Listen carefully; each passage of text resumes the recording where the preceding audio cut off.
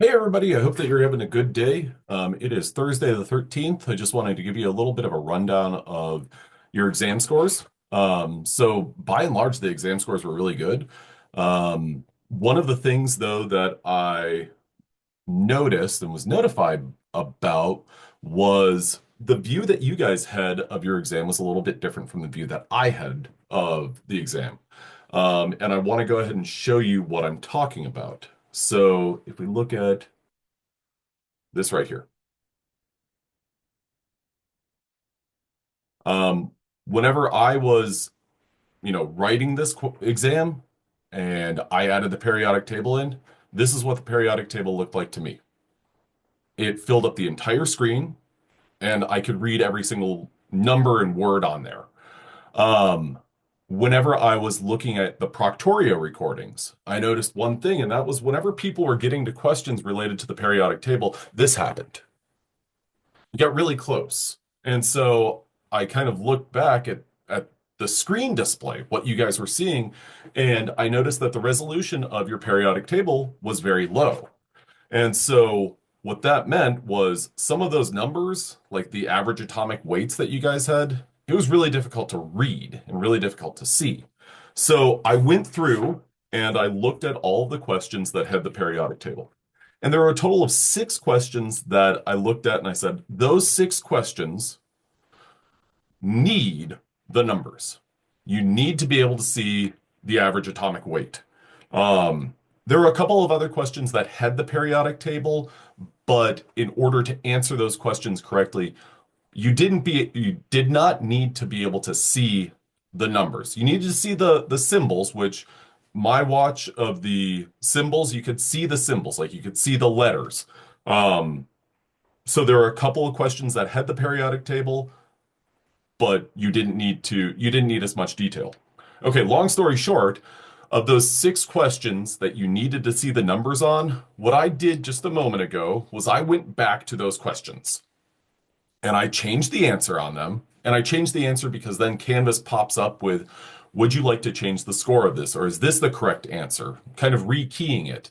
And one of the options is award credit to everyone. So for those six questions, I awarded credit to everyone just because you can't really answer them very accurately if you can't see the numbers. Now, I apologize for that.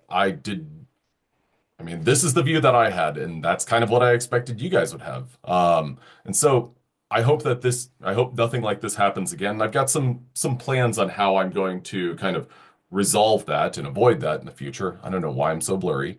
But that's one thing. Now, the next thing, I'm going to share my screen again because I hope this gives a little bit of clarity and explanation about the grade book. So when I look at the grade book, this is kind of how it's organized.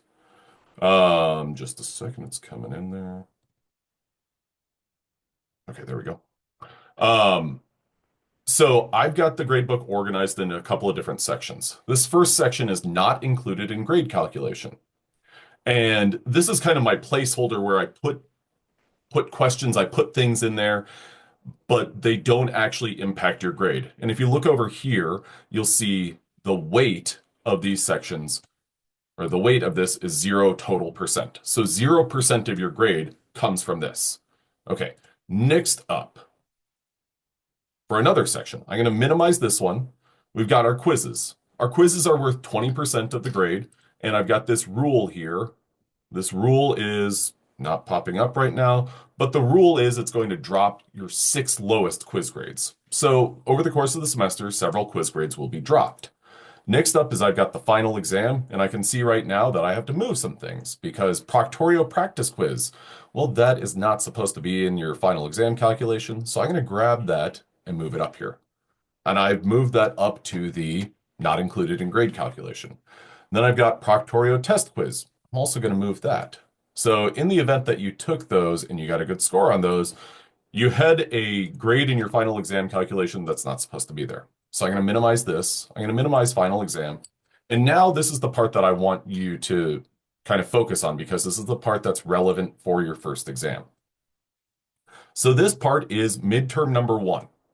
that midterm number one or your first exam that we just took is worth 15% of your total grade. Now, this category as a whole has a couple of different things, or will have a couple of different things. One, it's going to have your exam two score, and two, it's going to, or the third thing that it's going to have is it's going to have your final exam score.